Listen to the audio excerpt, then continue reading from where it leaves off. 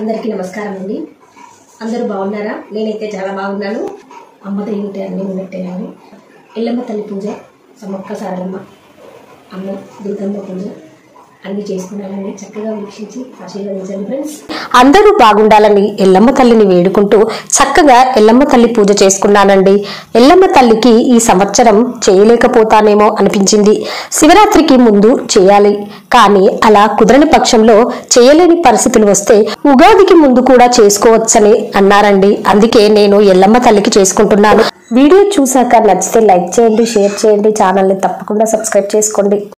మంగళవారం మరియు శుక్రవారము ఎల్లమ్మ తల్లికి చేసుకోవచ్చు.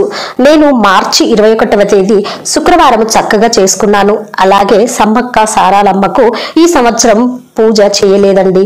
అందుకని అమ్మకు బంగారం తాంబూలం సమర్పించాలి అనిపించింది. ఇంకా నేను దుర్గమ్మ తల్లికి దేవీ నవరాత్రులలో చాలా చక్కగా చేసుకుంటాను. అందుకని ఎల్లమ్మ తల్లితో పాటు సమ్మక్క సారాలమ్మ తల్లి పిల్లలకు దుర్గమ్మకు పూజ చేసుకున్నాను. ఇక శుక్రవారం అంతా అమ్మ ధ్యానంలో ఉంటూ పూజ చేశాను. తల్లులందరూ ఒకటేనండి. అమ్మ తను మనల్ని రక్షించే క్రమంలో ఒక్కో రూపంలో వెలిశారు. ఆ రూపాలన్నీ కలిపితే జగన్మాత. ఇలా మనము సందర్భానుసారము అమ్మకు వివిధ రూపాలలో పూజిస్తూ ఉంటాము. అమ్మ చక్కగా వెలిగిపోతుందండి. ఇక ఈ సంవత్సరము చేసుకోనేమో అని చేయలేకపోయానని చాలా బాధపడ్డాను. మళ్ళీ శివరాత్రి వరకు బాధపడకుండా అమ్మ నాతో చక్కగా పూజ చేయించుకుంది. అందుకు అమ్మకు కృతజ్ఞతలు తెలుపుకుంటూ పూజను ప్రారంభించానండి. మనము ఎంత నమ్మితే అంత, నమ్మిన వాళ్ళకు నమ్మినంత అమ్మ ఉన్నది, అమ్మ మన ఇంటికి వచ్చింది అనుకుంటూ మనము పూజ ప్రారంభిస్తే అమ్మ మన నట్టింట్లో తిరుగాడుతున్నట్టు మనకు అనిపిస్తుంది. అమ్మకు చక్కగా నైవేద్యము, పూలు, పండ్లు, తాంబూలము, పసుపు, కుంకుమ, గంధము, అక్షంతలు వేసుకుంటూ అమ్మను ధ్యానిస్తూ చేస్తే చాలా చక్కని ఫలితం కలుగుతుందండి. అమ్మని ఆహ్వానించినప్పుడు చక్కని భోజనం పెట్టాలి కదండి. అందుకే చక్కని భోజనము సమర్పించాను. ఇక పూజ చేసుకోవాలి అనుకున్నప్పుడు ముందు రోజే ఇల్లు శుభ్రంగా మాపింగ్ చేసుకోవాలి. పండుగలు అందుకే వస్తాయండి. మనము ఒక రూపాన్ని నమ్ముకొని అందులో భగవంతుడు ఉన్నాడు అని తలచి ఇలా ప్రతి పండుగకు పర్వదినానికి ఇల్లు శుద్ధి చేసుకుంటాము. ఈ రకంగా మన ఇల్లు కూడా క్లీన్ గా పెట్టుకుంటాము. ఇక శుక్రవారము లక్ష్మీదేవి నిలయము. లక్ష్మీదేవి గుమ్మంలోకి అడుగు పెట్టడానికి ఇంటిలో ప్రవేశించాలి అంటే చక్కగా గడపను అలంకరించాలి. గడప పచ్చగా కలకలలాడుతూ ఉండాలి. పసుపుతో గడపను పూజించినప్పుడు బయట నుండి లోనికి ఎలాంటి క్రిమి కీటకాదులు ప్రవేశించవు. అది ఆరోగ్య రహస్యం. గడపకు పసుపంతా పూసి బియ్యం పిండితో చక్కగా బొట్లు పెడితే అందంగా ఉంటుందండి.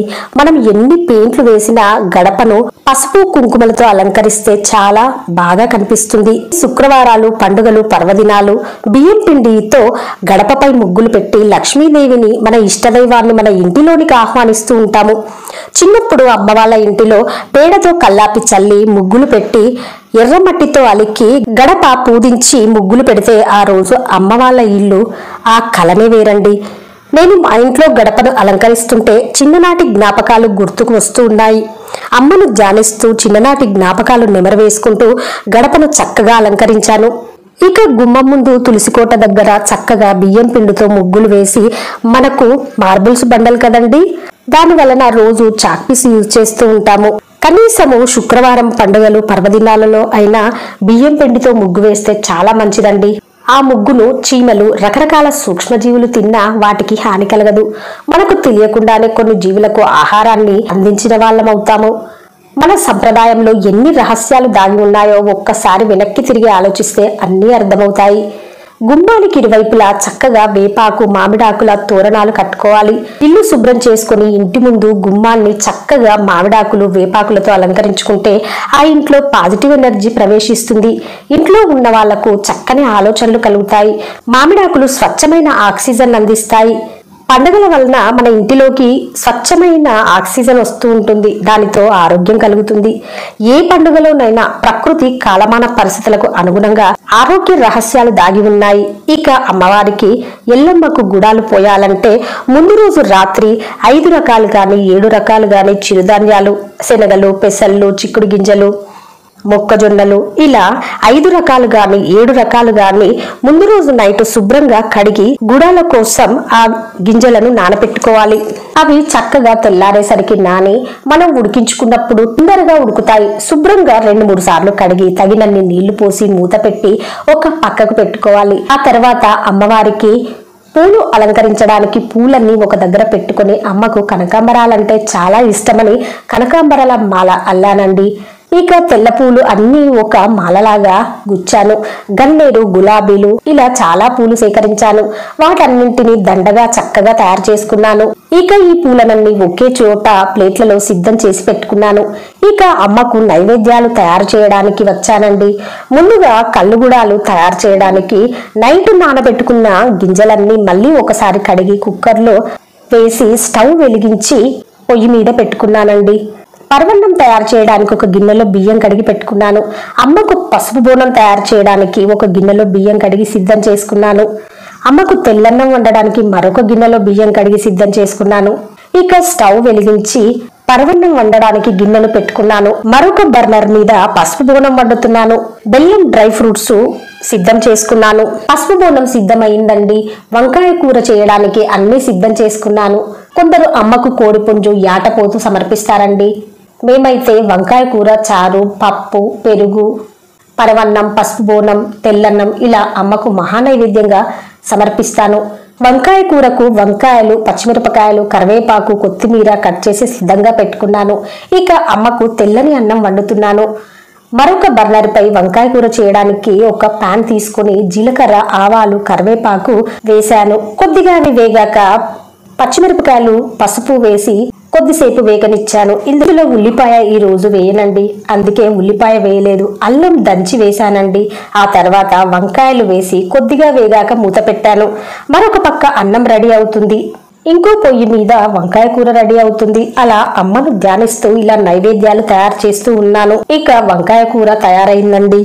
పరవన్నంలోకి డ్రై ఫ్రూట్స్ వేయించి పరవన్నంలో కలిపాను. అలాగే పప్పు, చారు, అప్పడాలు వేయించాను. ఇలా అన్నము, పప్పు, చారు, అప్పడాలు, పరవన్నం, పసుపు బోనము, వంకాయ కూర, కళ్ళుగూడాలు ఉడికించి ఒక గిన్నెలోకి తీసుకొని ఇలా నైవేద్యాలన్నీ సిద్ధం చేసుకున్నాను. ఇక పప్పు కడిగి కుక్కర్లో వేసి కుక్కర్ను స్టవ్ వెలిగించి పెట్టాను. కుక్కరు విజిలు వచ్చేలోపు చింతపండు కడిగి నానబెట్టుకున్నాను. ఈలోపు కొత్తిమీర, పచ్చిమిరపకాయలు, కరివేపాకు చక్కగా తరిగి పెట్టుకున్నాను. చింతపండు రసం తీసి ఒక గిన్నెలో పోసుకున్నాను. కారము, ఉప్పు కలిపి పక్కకు పెట్టుకున్నాను. ఈలోపు పప్పు ఉడికిందండి. పప్పులో కొంచెము ఉప్పు కలిపి పప్పు చారు తాలింపు పెట్టుకున్నాను. ఆవాలు, జీలకర్ర కొద్దిగా వేగాక కరివేపాకు వేసి, కరివేపాకు వేగాక ఎండుమిరపకాయలు వేశాను. మిరపకాయలు వేగాక పసుపు వేసి కొద్దిగా పసుపు వేగగానే చారులో కొత్తిమీర వేసి సిద్ధం చేసుకున్న తాలింపు పప్పు చారులో కలిపానండి. కానీ కళ్ళుగూడాల్లో మాత్రము అమ్మకు ఉప్పు కలపమండి. నైవేద్యం ఎక్కించాకే తర్వాత ఆ గుడాలని మనము తాలింపు చేసుకొని తినవచ్చు. ఇక అమ్మకు అన్ని నైవేద్యాలు సిద్ధమయ్యాయండి. ఇలా నైవేద్యాలు తయారు చేసుకుంటూ అమ్మను ధ్యానిస్తూ ఉంటే మనం పనిచేస్తున్న ఫీలింగ్ కూడా కలగదు. ఇక అమ్మను పూజించాలి అంటే పూతగంధం తయారు చేసుకోవాలి. ఎల్లమ్మ తల్లికి పసుపు, కుంకుమ, తెల్లబొట్లలో అలంకరిస్తాము. ఆ తల్లిని రెడీ చేయడానికి పూతగంధం తయారు చేస్తున్నాను. ఒక గిన్నెలో పసుపు తీసుకొని కొద్దిగా వరిపిండిని తీసుకొని కొద్దిగా పాలు, పెరుగు, నీళ్లు వేసి కలుపుకోవాలి. చక్కగా అమ్మను పూజించడానికి పూతగంధం సిద్ధం చేసుకున్నానండి. నేను దుర్గమ్మను ఇంకా ఎల్లమ్మను పక్క పక్కనే పెట్టుకున్నాను. అందుకని మొదటగా దుర్గమ్మ తల్లిని ప్రతిష్ఠించాను. ఆ తర్వాత ఎల్లమ్మ తల్లిని బొట్లతో అలంకరిస్తున్నాను. ఇలా అమ్మవారిని బొట్లతో అలంకరిస్తూ ఉంటే చాలా చక్కగా ఉంది, కలకలలాడుతూ ఉంది అమ్మ. ఇక అమ్మ మన ఇంటికి వచ్చేసిందండి. ఇక అమ్మను కూర్చోబెట్టడానికి చక్కగా పీఠం సిద్ధం చేసుకున్నాను. పీటకి పసుపుతో పచ్చగా పసుపును రాసి పద్మం ముగ్గును వేసి ఆ ముగ్గుపై అమ్మవారిని ఆశీనురాళ్ళు కా అమ్మ అని వేడుకున్నాను. అమ్మకు పసుపు కుంకుమతో వేసిన ముగ్గులంటే చాలా చాలా ఇష్టం. ఆ ముగ్గుపై అమ్మ ఇష్టంగా కూర్చుంటుంది. అమ్మ ఆ పీఠంపై కూర్చోగానే అమ్మకు చక్కగా తెల్లని పూలదండ, కనకాంబరాల మాల, వేపాకు, మామిడాకుతో చక్కగా అలంకరించాను. అలాగే సమ్మక్క సారలమ్మకు బంగారము, తాంబూలము సమర్పించాను. ఇక చివరగా అమ్మకు మల్లెపూల దండ వేశాను. చక్కగా పీఠమంతా అలంకరించాను. అమ్మకు తాంబూలము సమర్పించాను. ఇక అమ్మకు దీపారాధన చేశాను. ధూపం వేసి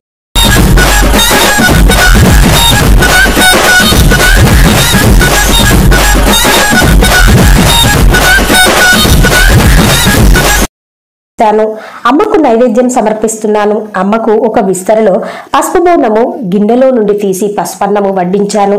పరవన్నం అంటే అమ్మకు చాలా చాలా ఇష్టం. పరవన్నం వడ్డించాను. అమ్మకు గుడాలు వడ్డిస్తున్నాను. తెల్లని అన్నం పైన పప్పు, చారు, అప్పడాలు, వంకాయ కూర ఇలా అమ్మకు నైవేద్యాలు తయారు చేసి పెట్టుకున్నాను. ఇవన్నీ చేయలేమండి అనుకుంటే అమ్మకు కళ్ళు గుడాలు పసుపు బోనము సమర్పించిన చాలండి. అయితే నేను ఇక్కడ దుర్గమ్మను, సమ్మక్క సారాలమ్మను కూడా ఆహ్వానించి కూర్చోబెట్టాను. అందరూ అమ్మలు ఉన్నారు ఇక్కడ కాబట్టి మహా నైవేద్యం పెడుతున్నానండి. అలా చేయాలనిపించింది, చేస్తున్నాను. ఇక ఉగాది వస్తుంది, ఉగాది లోపే చేసుకుంటున్నాను. అసలు చేయలేకపోయా, తల్లి ఆరోగ్యం సహకరించట్లేదు అని బాధపడుతుంటే అమ్మ నాపై దయతో నాకు శక్తిని ప్రసాదించింది. ఇక లేచి అమ్మకు పూజ చేసుకున్నాను. అమ్మ నాతో ఈ సంవత్సరం ఎందుకు చేయట్లేదు, ఆలస్యమైనా పర్వాలేదు, నువ్వు చేయాల్సిందే అన్నట్లు అనిపించింది. బుజ్జి తల్లి, బంగారు తల్లి, ఆ రేణుక ఎల్లమ్మ తల్లి కరుణ నాపై ఉంది. అందుకే అమ్మ దయతో ఎల్లమ్మ పూజ చేస్తూ ఈ వీడియో మీకు షేర్ చేస్తున్నాను. ఎల్లమ్మతో పాటు తన తల్లి దుర్గమ్మని, సమ్మక్క సారాలమ్మ పూజను కూడా నాతో పూర్తి చేయించుకుంది. అమ్మ నీ దయ నాపై ఉంది అనిపించింది. నేను ఈ సంవత్సరం ఎల్లమ్మ తల్లి పూజ చేస్తాను అనుకోలేదు. అలా ఉండే నా పరిస్థితి ఆరోగ్యరీత్యా.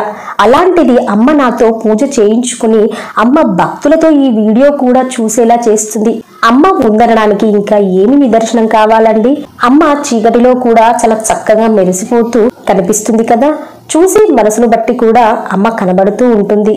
అమ్మకు చక్కగా గులాబీలతో, చామంతులతో అలంకరిస్తున్నాను. అమ్మకు పూలు సమర్పిస్తుంటే ఆ బుజ్జి తల్లి చక్కగా చూస్తూ ఉన్నది. నేను పెట్టిన గులాబీ పూలలో అమ్మ కనిపిస్తూ ఉన్నది. నేను ఎప్పుడు పూజ చేసిన అమ్మకు నేను పెట్టే బొట్టులో చంద్రవంక కనబడుతూ ఉంటుంది. ఈసారి కూడా పూజ అంతా అయ్యాక అమ్మను ఒక్కసారి చూసుకున్నాను. అమ్మ గులాబీ పువ్వులో కనిపించింది. అలాగే అమ్మకు నేను పెట్టిన బొట్టులో చంద్రవంక కూడా కనిపించింది. సర్వ జగత్తుకు మూలమైన ఆ లలితా పరమేశ్వరి చంద్రవంకను ధరిస్తుందండి. మేమందరము ఒక్కటే అంటూ నాకు తెలియజేయడానికి అమ్మ అలా దర్శనమిచ్చింది అనుకుంటున్నాను. ఇదంతా నా నమ్మకం, నమ్మిన వారికి నమ్మినంత. ఇక అమ్మకు నైవేద్యంపై, పూజా ద్రవ్యాలపై నీటిని సంప్రోక్షణ చేశాను. అమ్మ నైవేద్యాలను స్వీకరించు అని వేడుకున్నాను. అమ్మకు నా చేతితో నేను తినిపించకపోయినా అమ్మ స్వీకరించు తల్లి నైవేద్యాలను అని అమ్మకు చూపించాను. ఇక అమ్మకు హారతి ఇచ్చాను. ఈ పూజ చేసుకున్నాక ఇంత చక్కగా చేసుకున్నాను అని నేను చాలా సంతోషించాను. అమ్మకు మనము చేయాలి అన్న తపన ఉంటే మనకు ఆరోగ్యం సహకరించకపోయినా లే అంటూ అమ్మ మన భుజం తట్టి పడుకున్న వాళ్ళను కూడా లేపి కూర్చోబెట్టి మరీ చేయించుకుంటుంది. అది అమ్మంటే. అమ్మ వచ్చే సంవత్సరమైన సమయానికి నాతో పూజ చేయించుకో తల్లి, నాకు నా కుటుంబానికి ఆరోగ్యాన్ని ప్రసాదించు తల్లి అని వేడుకున్నాను. అలాగే ఈ వీడియో చూసే ప్రతి ఒక్కరికి అమ్మ కరుణా కటాక్షాలు ఉండాలి, ఆయురారోగ్యాలు కలగాలని ఆ తల్లిని వేడుకుంటున్నాను. అమ్మకు మనసారా దండం పెట్టుకుని అమ్మ పాదాలపై అక్షంతలు వేస్తూ చక్కగా అమ్మకు దండం పెట్టుకున్నాను. ఈ పూజా కార్యక్రమము చేస్తున్నంతసేపు అమ్మ నా మనసులో నిండిపోయింది. అమ్మదయుంటే అన్నీ ఉన్నట్లేనండి. ఇక లలితాదేవి నవరాత్రులు, వసంత నవరాత్రులు వస్తున్నాయి కదా, తప్పకుండా లలితా నవరాత్రుల్లో కలుసుకుందాం ఫ్రెండ్స్. ఓం శ్రీ మాత్రే నమః. వీడియో నచ్చితే లైక్ చేయండి, షేర్ చేయండి, ఛానల్ని తప్పకుండా సబ్స్క్రైబ్ చేసుకోండి. అలాగే మరవకుండా బెల్ బటన్ యాక్టివేట్ చేసుకోండి ఫ్రెండ్స్. అప్పుడే నేను చేసే ప్రతి వీడియో మీ మొబైల్కి నోటిఫికేషన్ రూపంలో చేరుతుంది. ఉంటానండి. Thank you for watching.